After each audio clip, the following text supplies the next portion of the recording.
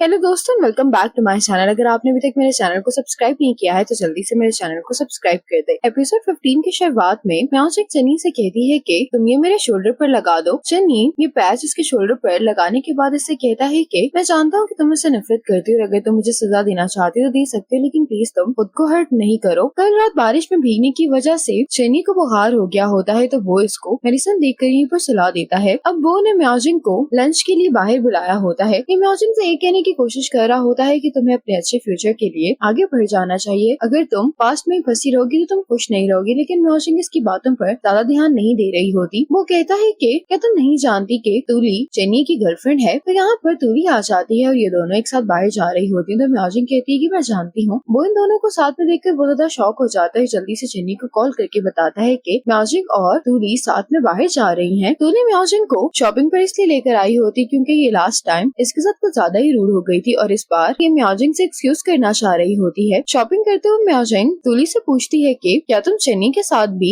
Shopping करने के लिए अक्सर आती हो? तो उस पर तूली कहती है कि मैं बहुत बिजी होती हूँ इसलिए मेरे पास टाइम नहीं होता। तूली यहाँ पर म्याओजिंग के लिए एक शर्ट पसंद करती है जो इसको पसंद आ जाती है। कहती है कि हम यही ले लेते हैं। बाहर आने के बाद तूली जब म्याओजिंग के लिए सूप लेकर आ रही होती है तो ये सूप गलती से म्याओजिंग की स्कर्ट पर गिर जाता है। तूली जब इस सूप को साफ कर रही होती है तो शिन तूली को यूँ करता हुआ देखकर कहने लगती है कि शायद ये वही नई लड़की है जो चन्नी के पीछे पड़ गई है। लगता है कि ये हमारी तूली को भी परेशान कर रही है। अब चन्नी भी यहाँ पर पहुँच गया होता है। ये तूली को कॉल करके पूछता है कि तुम कहाँ पर हो? तो तूली कहती है कि मैं शॉप पर हूँ। ये दोनों यहाँ पर आकर म्याओजिंग से कहने लगती है कि तूली को परेशान करने की तुम्हारी हिम्मत भी कैसे? क्या तुम नहीं जानती कि तूली कौन है? इतने में चन्नी यहाँ पर आकर इन दोनों से कहने लगता है कि तुम दोनों शॉप पर क्यों नहीं हो? तूली यहाँ पर आकर इन दोनों के लिए म्याओजिंग से सॉरी करती है और इन्हें बताती है कि ये चन्नी की बहन है। ये सुनते ही शिन म्याओजिंग से सॉरी करती है। तूली ने जल्दी से वापस भेज देती है। चन्नी तूली से पूछता है कि तुम तो शॉप पर थी ना? तूली इस बात का कोई भी जवाब नहीं देती। वापस जाते हुए चन्नी तूली से पूछता है कि तुम दोनों साथ में क्या कर रही हो? तो तूली इसको बताती है कि इसने म्याओजिंग को आज क्यों बुलाया था। चन्नी को हंसता हुआ देख कर ये कहती है कि क्या तुम्हारी तबीयत खराब है? तुम्हें हॉस्पिटल जाना चाहिए। चन्नी म्याओजिंग को देखते हुए कहता है कि मुझे ठंड लग गई है। चन्नी म्याओजिंग को पहले ये कहकर ड्रॉप कर देता है कि इसे तूली से बात करनी है। तूली कहती है कि मैं वाकई में ही म्याओजिंग से सॉरी करना चाहती थी। जिस पर चन्नी कहता है कि गर्लफ्रेंड तो सिर्फ एक लेबल है। हम दोनों ने एग्रीमेंट किया था कि हम एक दूसरे की लाइफ में इंटरफेयर नहीं करेंगे। अगर तुम हमारा एग्रीमेंट कंटिन्यू नहीं करना चाहती तो मुझे भी कोई परवाह नहीं है। तूली कहती कि फिर मेरी शॉप का क्या होगा? चन्नी कहता है कि तुम भी मुझे पसंद नहीं करती, तुम्हें बस कभी कभार मेरी मदद की जरूरत पड़ती है। तुम दोबारा म्याओजिंग को परेशान मत करना। चन्नी जब वापस आता है तो म्याओजिंग बाहर इसका इंतजार कर रही होती है। अंदर आते हुए चन्नी म्याओजिंग से कहता है कि अब तूली दोबारा तुम्हें परेशान नहीं करेगी और न ही तुम मुझसे मिलने के लिए जाना। म्याओजिंग कहती है कि तुम हम दोनों के मिलने के इतने खिलाफ क्यों हो? चन्नी कहता है कि मैं बस ये चाहता हूँ कि वो तुम्हें परेशान ना करे। ये सुनकर म्याओजिंग कहती है कि मेरा इतना ख्याल कहीं तुम्हें फिर से मुझसे प्यार तो नहीं हो गया। ये कहते हुए म्याओजिंग अंदर चली जाती है। चन्नी यहाँ पर ये अम्ब्रेला देख लेता है। शायद इससे अंदाजा हो जाता है कि म्याओजिंग कल रात कहाँ गई थी। आज मिस्टर जांग का सेक्रेटरी ऑडिट टीम के आने की बात कर रहा होता है तो मिस्टर जांग कहते हैं कि तुम ऑडिट टीम का अच्छे से ख्याल रखना। जिस पर सेक्रेटरी कहता है कि मैंने नहीं सोचा था कि चन्नी एक अहम चाबी बन जाएगा। मिस्टर जांग कहते हैं कि याद रहे कि होंगशन के साथ कुछ भी गलत नहीं होना चाहिए। रेनोवेशन के बाद चन्नी के बिलियर्ड रूम की आज ग्रैंड ओपनिंग होती है। वो जब चन्नी को इसका ऑफिस दिखाता है तो ये इसे कहने लगता है कि म्याओजिंग ने तुम पर कौन सा जादू कर दिया है। पहले तो तुम इस रूम की चीजों को लेकर इतने कॉन्शियस नहीं थे। तो चन्नी कहता है कि जब ये पूरी तरह से सेट हो जाएगा तो सबसे पहले तुम इसे म्याओजिंग को दिखाना। इतने में वो को चन्नी का क्यों मिलता है। इससे पूछता है कि तुम्हें किसने दिया। तो ये कहने लगता है कि कोई इसे ड्रॉप करने के लिए आया था। वो जब गाड़ी को देखता है तो कहता है कि तुम मिस्टर जांग की कार है। ये चन्नी से पूछता है कि क्या तुम मिस्टर जांग के साथ खेलने के लिए गए थे। अब कल रात का फ्लैशबैक दिखाया जाता है जहाँ पर चन्नी की काफी तारीफ की जा रही होती है कि कंट्री में तो तुम बहुत ही ज्यादा फेमस हो। चन्नी कहता है कि आप कुछ ज्यादा ही तारीफ कर रहे हैं, लेकिन अब यहाँ बातों में पता चलता है कि चन्नी कई साल कंट्री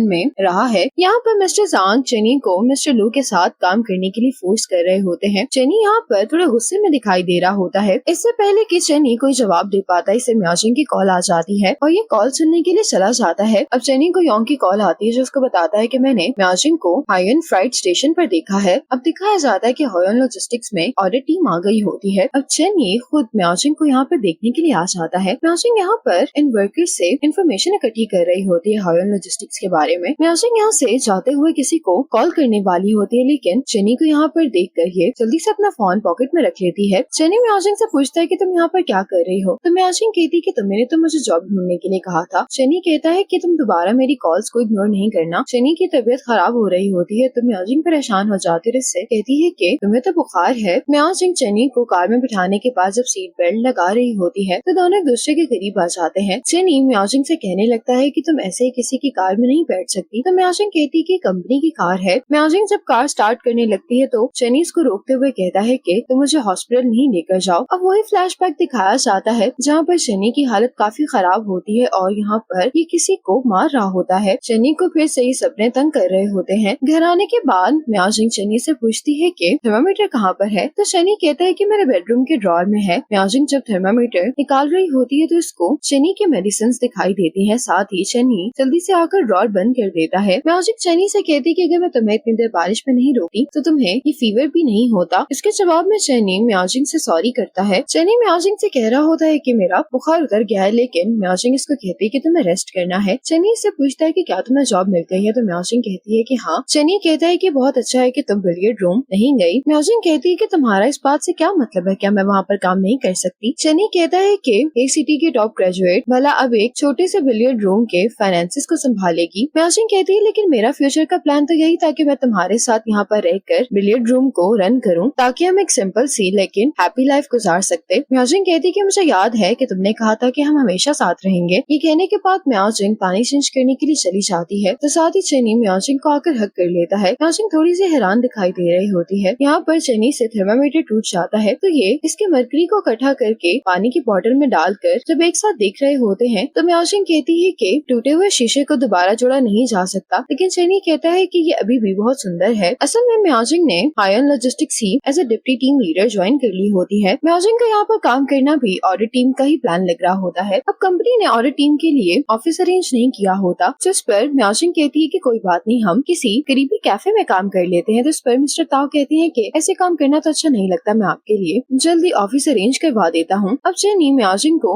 यहाँ पर पिक करने के लिए आता है। चनी म्याओजिंग से पूछता है कि ये किस किस्म की कंपनी है, तो उसका सही से कोई ऑफिस भी नहीं है। म्याओजिंग इसको सारी बात बताती है, लेकिन चनी कहता है कि मुझे ये एक प्रॉपर कंपनी नहीं लग रही। तो म्याओजिंग कहती है कि क्या तुम्हें मेरी चिंता हो रही है। चनी कहता है कि ये कंपनी भरोसे के लायक नहीं लग रही, इससे तो अच्छा मेरा बिलियर्ड रूम ही है। कम से कम मैं तुम्हें ऑफिस तो ऑफर कर रहा हूँ। गाड़ी में बैठते हुए चनी ने म्याओजिंग के शूज को नोटिस किया होता है कि कंफर्टेबल नहीं है, इसलिए ये इसे घर पर लेकर जाने के बजाय शॉपिंग के लिए ले आता है। अब सेल्स गर्ल म्याओजिंग को जो शूज दिखा रही होती है वो कहती है कि बेस्ट है, वैसे भी ये आपके बॉयफ्रेंड के शूज के साथ मैच करते हैं। ये सुनकर म्याओजिंग कहती है कि मैं यही शूज ट्राई करूंगी और इसी मोमेंट पर एपिसोड 15 खत्म हो जाती है।